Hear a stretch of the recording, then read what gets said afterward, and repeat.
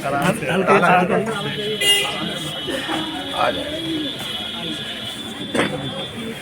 कर दिया है सरकार ने, वही हाल अब संभल में किया जा रहा है। मतलब उनके लिए जो कार्रवाई की जा रही है तो उसको लेकर उन्होंने कहा है। ये गलत उनका कहना है। उनका हाल उस सरकार ने किया है।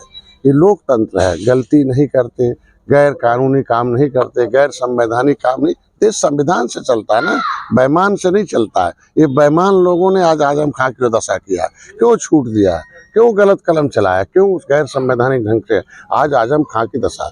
अब मैं तो यही कहूँगा कि क्या आज समाजवादी पार्टी में आजम खां के जगह पर कोई यादव होता तो क्या इसी तरीके से जेल में सड़ते?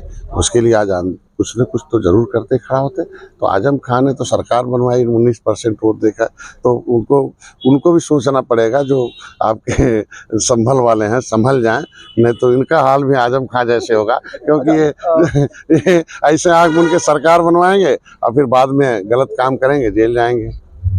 लगता है आपको देश को बहुत बड़ी क्षति हुई है उनके नारे में?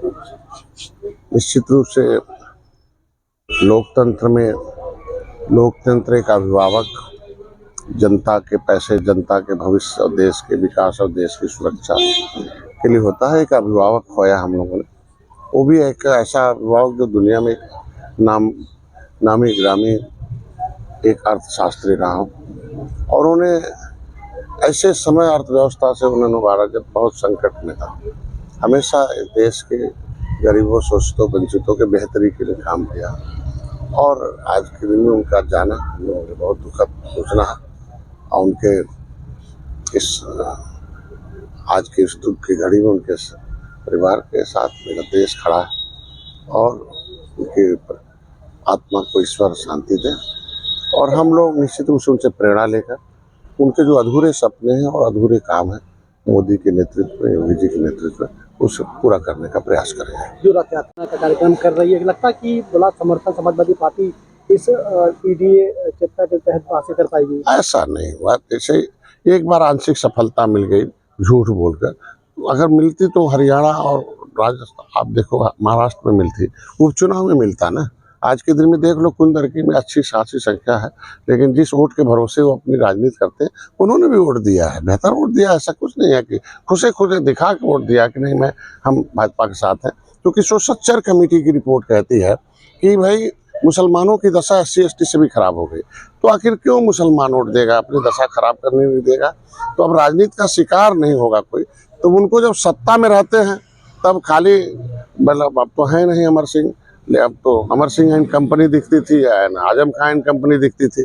लेकिन अब सत्ता बाहर हो गए तब अब बेचारे पीडीए दिखता है। और पीडीए में जब हम 18% आबादी निषादों को अपने पिछड़ी जात से निकाल दिया था, हमने आंदोलन किया कि गलती है, आप 91 मीन जातियों को BC में क्यों डाली जब अनुसूचित जात की सूची में सूचीबद्ध है। तो रेल रोका, सड़क रोका, पूरी सरकार रोकी, तो उन्होंने 31 दिसंबर 2016 को निकाल दिया। तो 18% निषादों को निकाल दिया। तो हम तो पीडीए है नहीं, हम पिछड़े तो है नहीं। तो जब हम अनुसूचित में हम हैं तो मेरा समर्थन करें, आखिर आए 9% OBC से निकालें और जो है SC में डालें। भाई हम सब, आप निकाल रखे हो OBC से 18% आबादी को, तो जब हमें निकाल रखे हो OBC से, तो OBC में हमारा हिस्सा क्यों खाएंगे? हम अनुसूचित, भाई संविधान से अनुसूचित है, अनुसूचित में तो वो 9% जोड़ दिया जाए, तो इधर कोई विरोध भी नहीं करेगा, उधर न्याय भी हो जाएगा। तो ये असली में सामाजिक ईमानदार होना पड़ेगा। उनके माननीय मुलायम सिंह पिछड़ों के नेता थे, वो अखाड़े के पहलवान पैदा करते थे। अब इस समय भाड़े के पहलवान आ गए हैं, वो जो भी चाहें उनसे करवा लें। और हरी भरी खेती माननीय मुलायम सिंह की, कांग्रेस को कितना खिलाते हैं समाजवादी पार्टी के लोग, अब उनके ऊपर निर्भर है। अब कांग्रेस को हरा भरा करते हैं या तो शोषित वंचित उसे हरा भरा करते हैं। पन्नू ने ये चेतावनी धमकी दी है कि कुंभ के मेले में तारीख है कि हम यहाँ बड़ा धमाका करेंगे। तो आपकी मंत्री सरकार में है, तो मंत्री जाकर वहाँ ये दिखाएंगे कि हाँ भय की कोई बात नहीं, जाएंगे उन तारीखों में कुंभ के मेले में? देखो, अभी तो जो योगी जी कहते हैं वो करते हैं। कहा था उत्तर प्रदेश में माफियाओं की जो जगह होगी वो वहाँ होगी। तो जिसकी जहाँ जहाँ जगह थी वहाँ पहुँच गए हैं। जो बच्चे कुछ जेल गए और जो जहाँ जाना था वहाँ गए हैं। तो अभी ऐसे धमकी देने वाले कुछ नहीं। अभी 3 लेयर का हमारी सुरक्षा है। हाई टेक जो है अंतर्राष्ट्रीय स्तर पर हम टेक्नोलॉजी का इस्तेमाल करके, हमारी वो भारतीय संस्कृति है।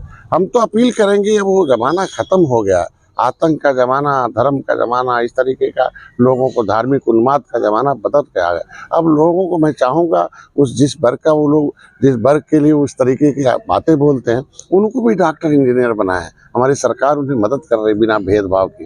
यही तो राम राज है ना, कि हम बिना भेदभाव के अनाज दे रहे हैं, मकान दे रहे हैं। तो ऐसे धमाके डरने वाले नहीं। पूरी को जाएंगे निश्चित रूप से सारे लोग जाएंगे। हम लोग तो पूरी दुनिया के लोगों को तो हम आमंत्रित कर रहे हैं, और हम तो विपक्ष को भी न्योता दे रहे हैं। निषाद राज किला बना है, और अभी भगवान राम जहाँ बातली विश्राम के भगवान राम निषाद राज के बड़ी मूर्ति का उद्घाटन किया, 3 किलोमीटर का किला है। तो जो अपने नहीं उठा उठा दिए, अपने नहीं 1 रुपया दिए थे, लेकिन जो बना तो निश्चित रूप से दर्शन करना चाहिए। स्वर्ग भूमि है। हम तो विपक्ष को भी आमंत्रित करते हैं, क्योंकि आना चाहिए। वो स्वर्ग की नगरी है, पावन धरती निषाद राज की नगरी है, और निषादों ने सबको पार किया था। मुगलों भाई इनको सबको अपनी नैया पार किया, कांग्रेस को भी, इनको उनको भी, मुगलों को भी मौत के घाट उतारा था, इन नेताओं को भी पार उतारा। लेकिन इन लोगों ने निषादों को मझधार में छोड़ दिया। लेकिन अभी मोदी जी ने, योगी जी ने बहुत ऐतिहासिक था। इससे जो भव्य और दिव्य जो हमारा इस समय चल रहा है, जो कार्यक्रम है, जो पिछले बार से बहुत बेहतर होगा। और चूंकि इन लोगों ने तो कभी कुंभ को अपने हाथों में लिया नहीं सामान, हम तो नाम नहीं लेना चाहेंगे, अपने हाथों में लेते तब जो जानते कि क्या होता है अपना। आज के दिन में योगी जी ने खुद अपने हाथों में कमान संभाल, मोदी जी खुद आए थे, और हमारे सभी जैसे मंत्रियों को लगा रखा, जितनी भी हो सकती सुविधा, जो भी हो सकता, क्योंकि वो हमारा एक कहते हैं कि इतिहास विरासत होती है, विरासत पूंजी होती है, और पूंजी भविष्य है। तो हमारी अपनी विरासत मिल गई, तो उसे अपनी हिरासत में क्यों रखा जाए, उस विरासत को लोगों के पास परोसा जाए। ये हमारा कानून मतलब है। संभल के सांसद कितना बड़ा जन समर्थन इसके अलावा दूसरे समुदाय के लोगों के समाज के लेकर करने का? देखिए, इस पार्टी का नाम है निर्बल इंडियन शोषित हमारा। निर्बल वो है जिसे मुगलों अंग्रेजों ने तो बनाया ही था, वो कानून के शिकार हो गए, लोग राजनीति के शिकार हो गए। जो राजनीति के शिकार हैं वो निर्बल हैं, और जो राजनीति के हिस्सेदार हैं वो सबल हैं। क्योंकि कम संख्या में पॉलिटिकली ट्रेंड लोग आज पावर, पैसे, वो संविधान के निहित अधिकारों का फायदा उठाए, वो सबल हैं। और जो जनता है, जो कुछ जानती नहीं, उसे जनता कहते हैं। और जो जान जाए कि कैसे देश का लोकतंत्र क्या है, वोट में कितनी ताकत है, उसे नेता कहते हैं, फायदा उठा ले। जो लड़ाई लड़े उसे नेतृत्व करता कहते हैं। तो अम्बेडकर एक नेतृत्वकर्ता के रूप में आए थे, डिप्रेस क्लासेस के रूप में। कांसी राम आए थे, शरद यादव जी आए थे, ऐसे में तमाम बाबू जगदेव जी थे जो बिहार के थे। ऐसे बहुत लोग, कपूरी ठाकुर, ये नेतृत्व करता थे। उसने प्रेरणा लेकर हम भी एक नेतृत्व करता कि ऐसे सारे लोग, हर जाति, हर धर्म, हर वर्ग में जो राजनीति के शिकार हैं वो हिस्सेदार बन जाए, जो बजट के शिकार हैं वो हिस्सेदार बने। अगर शहर में भाई सरकार के पैसे से जो पढ़ लेता है, पहले दलित समाज दलदल में था, लेकिन अधिनियम, अनुसूचित जात अधिनियम से अधिसूचित हुआ 8 अगस्त 1950 को। लेकिन अवेयर नहीं था, सरकारें उनको गुमराह रखी थी। लेकिन जैसे जगह तो सरकार के पैसे से पढ़ लिया, और सरकारी नौकरी में, और सरकार सुरक्षा देती है, सम्मान देती है, समृद्धि देती है। आज के दिन में दलित बहुत ही उपेक्षित भाव से पहले देखा जाता था, लेकिन जैसे संविधान में अधिसूचना से अधिसूचित हो गया और सब लोग जान गए, तो जो अपमान के दृष्टिकोण से उन्हें देखते थे, अब वो ऑटोमेटिकली सोच बदल गई, सम्मान के दृष्टिकोण से देखते हैं। तो उसी तरीके से जो बची जातियां हैं, जो 66 समूह है, लेदरमैन के जात, वाशरमैन, फिशरमैन, क्राफ्ट्समैन, 66 समूह है। वो एक जाति के लिए नहीं था। उसमें भी कुछ लोगों ने बहुत नाइंसाफी किया कि जो पाइपलाइन में है, पॉलीथीन में है, रोड साइड पर है, उनको छोड़ दिया, और जो उसका लाभ उठाने वाले थे लाभ उठाते रहे। तो मैं सुप्रीम कोर्ट को धन्यवाद दूंगा कि कम से कम उन्होंने कहा कैटेगरीज होनी चाहिए। तो जो छूटी जातियां हैं, जो उपेक्षित जातियां हैं, जिनको संविधान में अधिसूचित है पहले वो, और जिनको अधिसूचित नहीं उन्हें भी किया जाए। 578 जातियों को कानून बनाकर अंग्रेजों ने उजाड़ा है। जिस देश में 60% लोगों के पास जमीन नहीं है, 40% लोगों के पास उत्तर प्रदेश में जमीन नहीं है, आखिर वो हमारे देश के लोकतंत्र के भाग्य विधाता हैं। The real God is voter in the democracy.